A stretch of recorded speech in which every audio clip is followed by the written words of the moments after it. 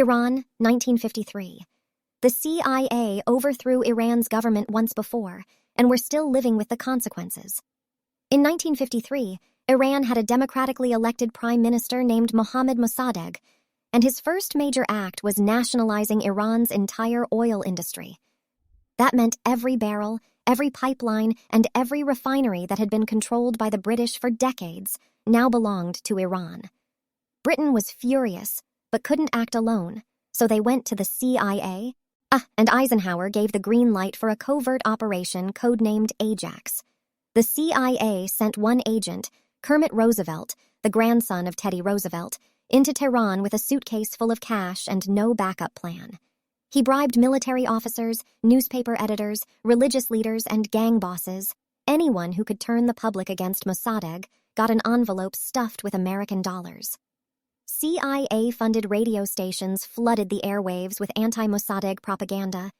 Fake newspapers hit the streets overnight and paid crowds filled Tehran's squares chanting slogans that were written in Langley, Virginia.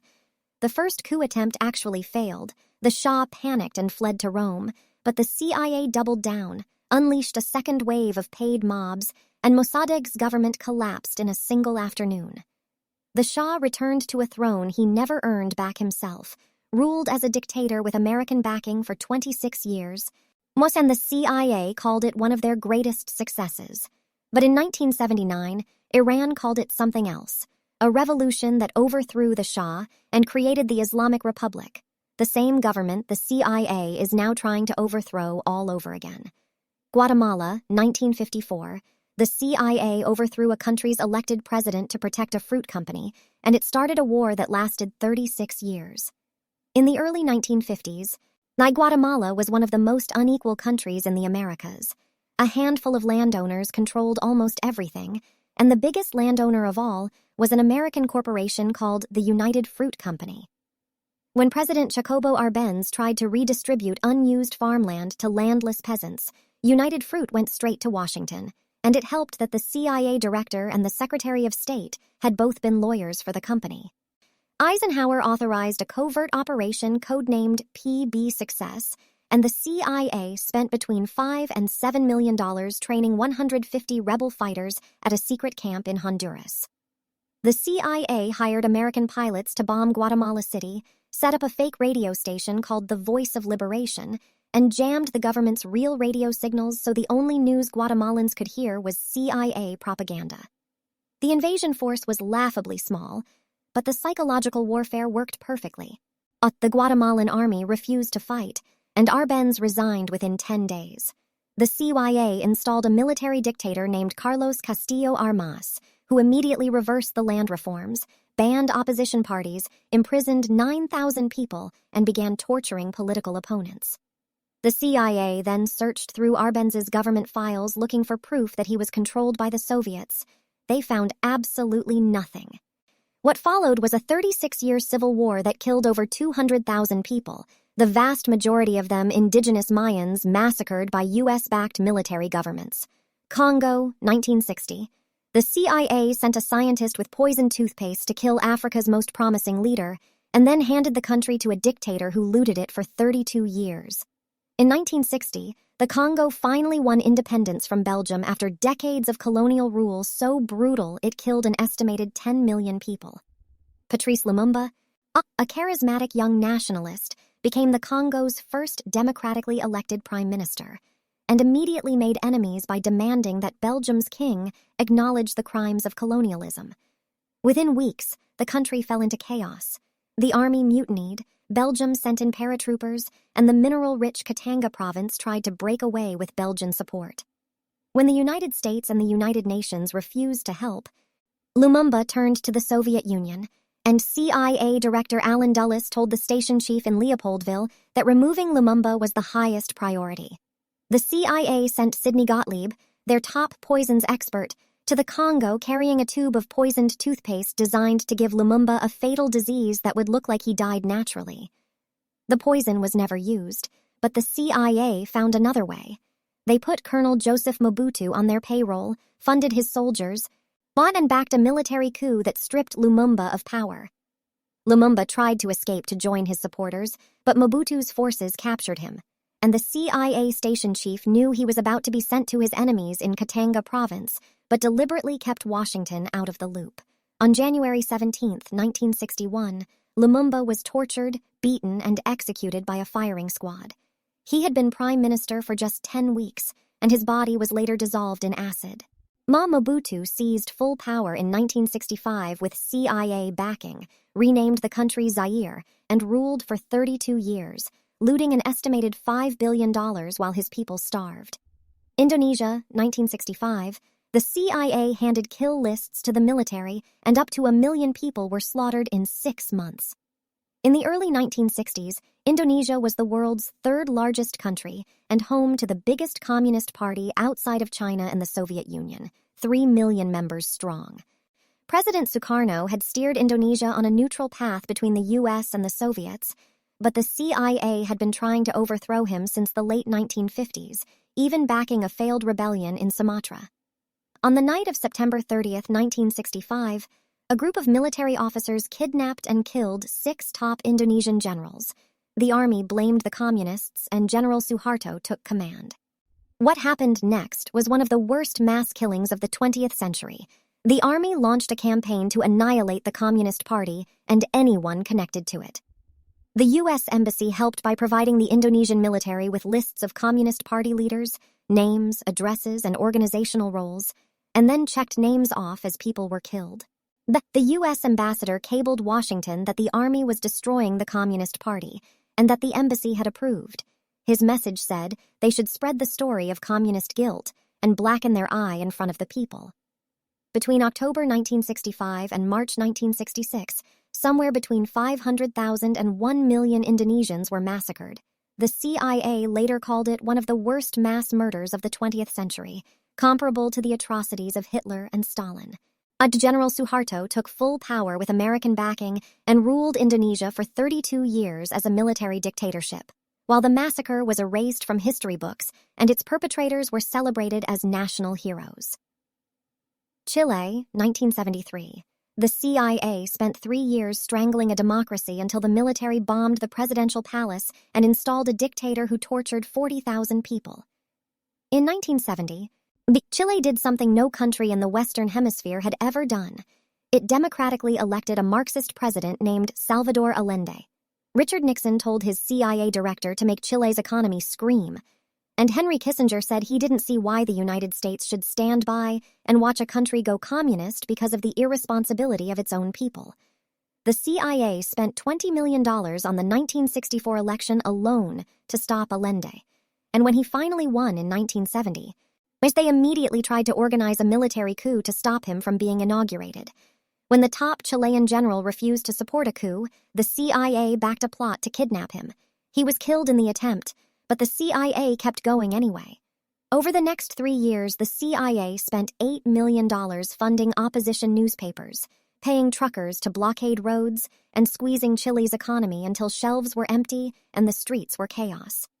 On September 11, 1973, the Chilean military launched a full-scale coup. Jets bombed the presidential palace La Moneda while Allende gave his final radio address from inside. Allende died in the palace, and General Augusto Pinochet took power. He dissolved Congress, outlawed political parties, and turned the National Stadium into a mass detention center where prisoners were beaten, tortured, and executed. Over the next 17 years, more than 3,000 Chileans were killed or disappeared, and over 40,000 were tortured. And the CIA officer who helped create the conditions for the coup later said he never imagined the dictatorship would last that long. Pinochet's regime lasted until 1990. It outlived the Cold War itself, and the CIA had helped create a dictatorship that terrorized an entire generation. Nicaragua, 1980s. The CIA funded a secret rebel army, sold weapons to Iran to pay for it, and got caught running drugs through the same planes that carried the guns. In 1979, a leftist revolution in Nicaragua overthrew the Somoza dictatorship, a brutal regime the U.S. had backed for over 40 years, and replaced it with the socialist Sandinista government. President Reagan called the Sandinistas a communist threat and authorized the CIA to build a rebel army called the Contras. Reagan called them the moral equivalent of America's founding fathers. The CIA trained the Contras at secret camps in Honduras, supplied them with weapons, and even wrote them a manual on guerrilla warfare that included instructions on how to assassinate local officials. When Congress found out the CIA had secretly mined Nicaragua's harbors, they passed the Boland Amendment and cut off all funding. But Reagan told his staff to keep the Contras alive by any means necessary. A Marine lieutenant colonel named Oliver North devised a scheme so insane it barely sounds real. He secretly sold weapons to Iran, America's sworn enemy, and funneled the profits to the Contras behind Congress's back. The whole thing unraveled in 1986 when a CIA supply plane was shot down over Nicaragua and the pilot was captured alive.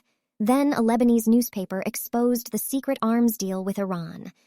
Investigators later discovered that the same planes carrying weapons to the Contras were flying cocaine back into the United States during the peak of Reagan's war on drugs.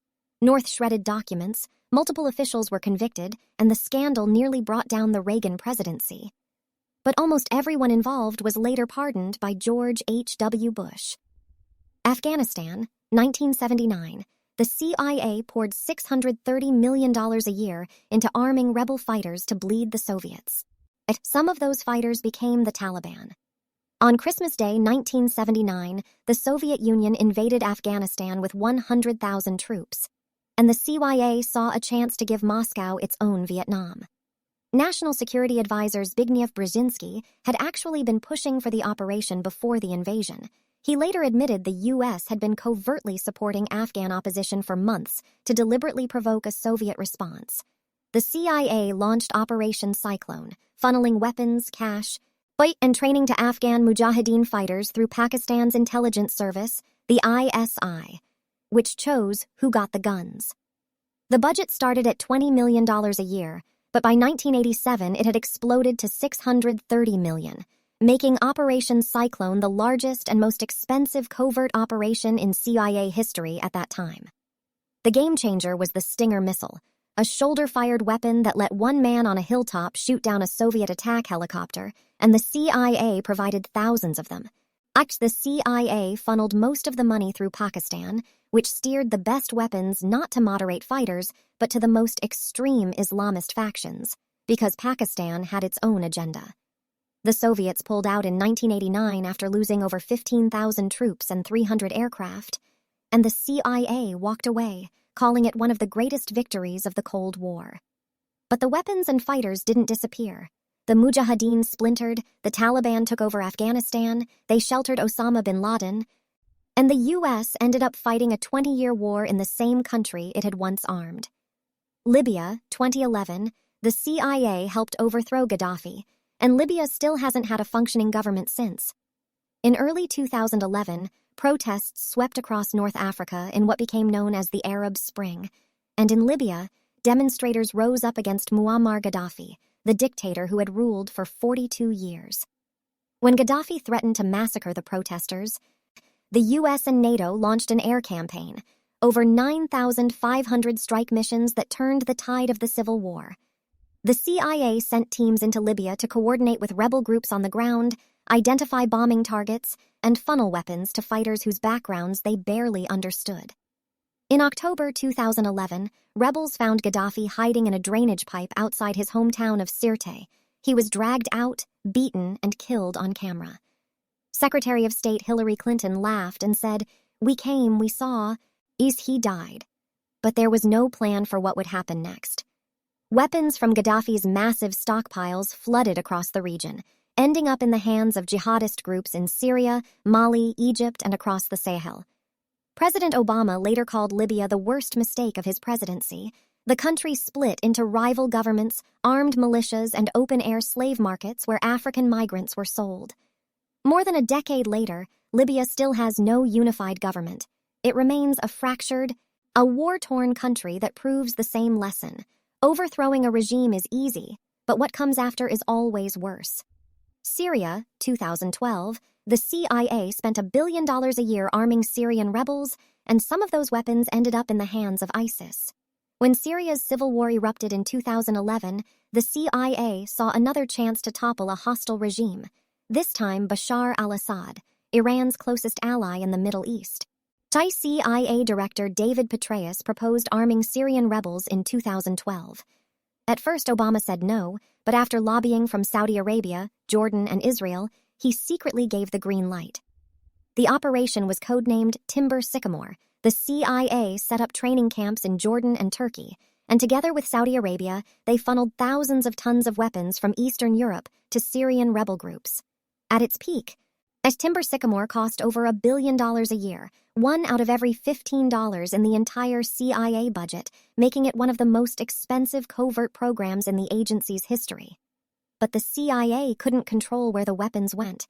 Jordanian intelligence officers stole millions of dollars worth and sold them on the black market, and some weapons reached ISIS within 2 months of leaving the factory. Multiple CIA-backed rebel groups joined forces with al-Qaeda's Syrian branch, and a European Union study confirmed that U.S. weapons significantly augmented the arsenal of ISIS. Russia entered the war in 2015 to back Assad, turning Syria into a direct proxy war between Washington and Moscow, exactly what critics had warned about from the beginning. Trump shut down Timber Sycamore in 2017. Assad is still in power, 500,000 Syrians are dead, and 12 million people were displaced from their homes. Iran, 2026. Right now, the CIA is running the same playbook again. And if history is any guide, we already know how this ends. As of right now, in 2026, the United States and Israel have launched massive strikes against Iran, and the CIA has been tracking Iran's supreme leader for months before those strikes began. Reports confirm the CIA is working to arm Kurdish forces inside Iran and spark an internal uprising, the same playbook they used in every single operation we just covered.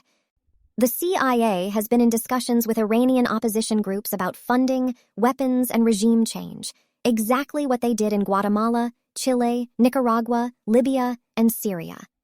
Every time the CIA has tried this, the operation looks like a success at first, but the long-term consequences are always catastrophic, and the blowback always comes home. Iran is a country of 88 million people with a real military, nuclear infrastructure, and allies across the region. This isn't Guatemala in 1954 or Libya in 2011. The CIA overthrew Iran's government once before in 1953, and we've been dealing with the consequences for 73 years and counting. The question isn't whether the CIA can overthrow a government. They've proven they can do that 10 times over. The question is what happens after, because every single time the answer has been the same.